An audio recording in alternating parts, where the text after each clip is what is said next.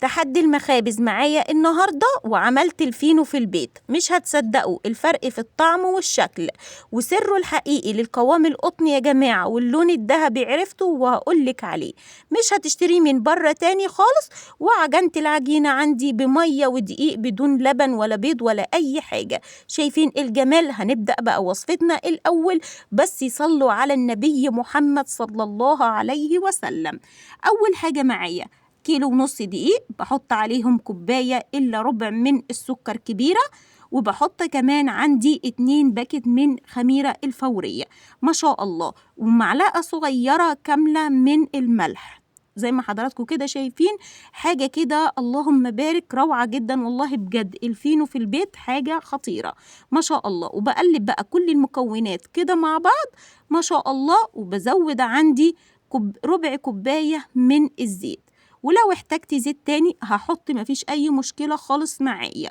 اللهم بارك. هنا بقى علشان أعلي النكهة معايا يا جماعة بحط عندي باكت من الفانيليا البودر ما شاء الله، بتدي نكهة مميزة جدا للفينو بتاعنا النهاردة.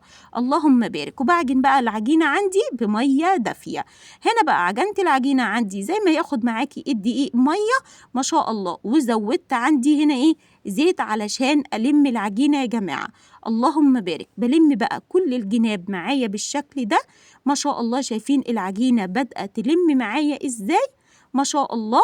تعالوا بقى نعرف السر بتاعنا النهاردة اللي بيخليه قطني جدا ويخليه مميز جدا معاكي ولونه أبيض من جوه وهاشش معايا.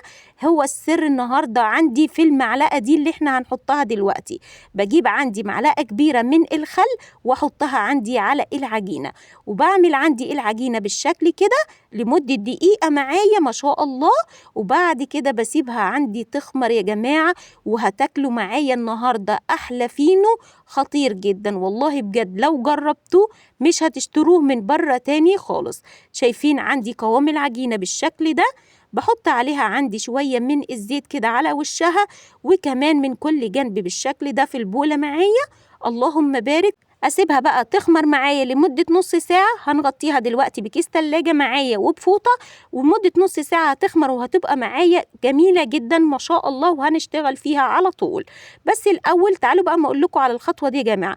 عندي الرخامة مكان العجن طبعا اتبهدلت من الدقيق، واحنا هنعجن دلوقتي الفينو معايا على الرخامة، يبقى لازم نعقمها كويس جدا. بجيب عندي الخل يا جماعة. أول حاجة معلقة من الخل مع مناديل المطبخ تمسحيها كويس جدا معاكي، ودي بقى خطوة مهمة جدا.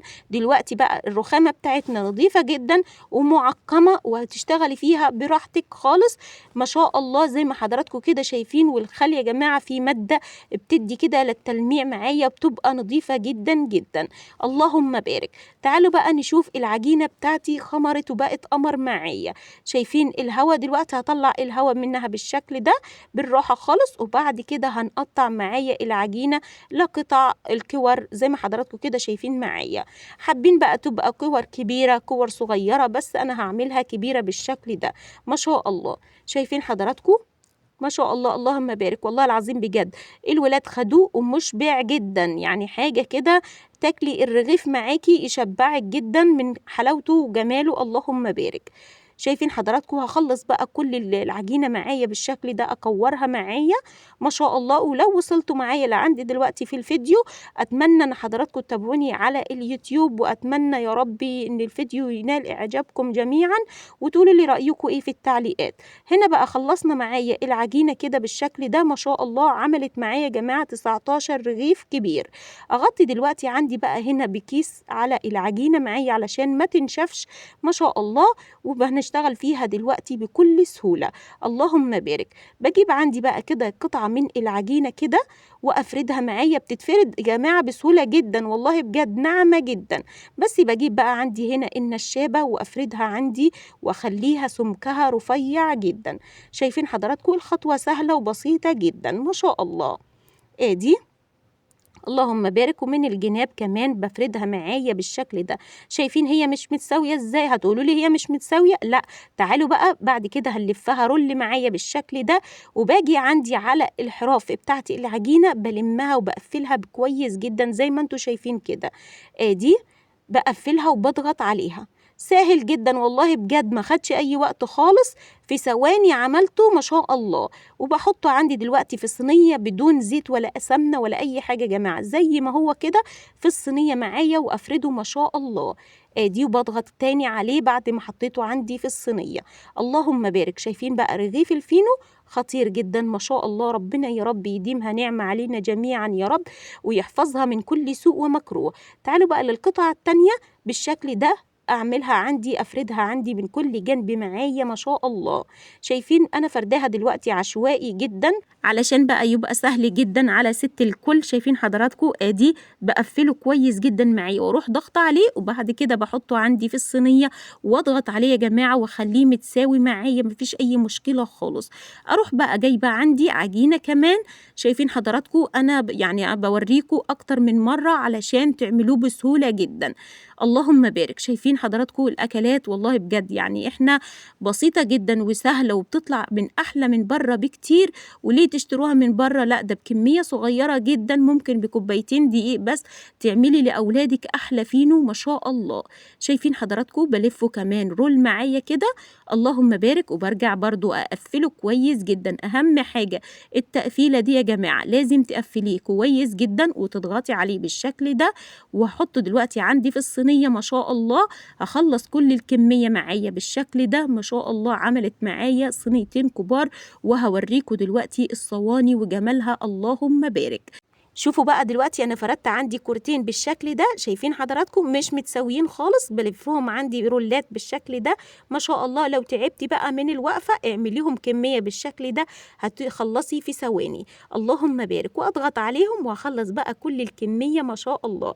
شايفين حضراتكم بسهوله جدا ما شاء الله. بريح بقى عندي العجينه لمده ربع ساعه، وبعد كده بعد ما ريحناها وخمرت معايا بجيب بقى عندي صفار بيضتين، بحط عليهم 2 باكت من الفانيليا وادوبهم الاول مع بعض، وبعد كده بدهن عندي وش الفينو معايا بالشكل ده.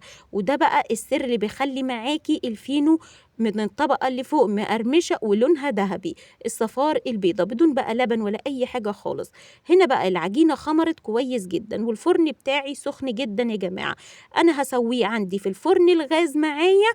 احنا طبعا عارفين ان فرن الغاز مش فيه مروحة، فعشان نسوي المعجنات كويس بروح حاطة عندي صينية كبيرة تحت منها فيها مية، وتكون مية سخنة بتغلي، واروح مدخلة الصينية دي جواها، اسيبها تستوي معايا لمدة ربع ساعة معايا، وبيطلع معايا أحلى فينو. دلوقتي بقى خلصت عندي دهان البيض الصفار، بحط عندي بقى هنا حبة البركة. عندك سمسم مفيش أي مشكلة خالص. أنا الصينية دي حطيت عليها حبة البركة، والصينية الكبيرة التانية دهنتها يا جماعة، وبعد كده حطيت عليها سمسم ما شاء الله. هدخلها دلوقتي الفرن تستوي، وهتبقى معايا خطيرة جدا وأحلى فينو يا جماعة. هتشوفوه دلوقتي مميز جدا. وأول بقى ما يطلع معايا بالشكل ده من الفرن غطيته يا جماعة لمدة 5 دقايق. شايفين طري ازاي ومقرمش وحاجة كده. اللهم بارك. لسه سخن جدا. تعالوا بقى نشوف الصينية الكبيرة التانية. شايفين يا جماعة حجم الفينو والله العظيم بجد روعة، وحاجة كده تفتح النفس ما شاء الله. شايفين بجد يستاهل ان انتوا تجربوه. تعالوا بقى ما اقول لكم على الاسرار النهارده معايا. شايفين سر معلقة الخل يا جماعة؟ العجينة بيضة من جوه وهشة وقطنية جدا. اللهم بارك. شايفين أحلى فينو هتاكلوه معايا النهاردة بطريقة سهلة وبسيطة وممتازة جدا. وإحنا عرفنا إيه هي الأسرار معايا النهاردة في الفيديو. شايفين حضراتكم؟ تعالوا بقى شوفوا بقى الجمال ده. شايفين؟ اللهم بارك. والله العظيم بجد حاجة كده يعني مش محتاجة كلام ما شاء الله. أتمنى فعلا إن انتوا تجربوه، والسلام عليكم ورحمة الله وبركاته.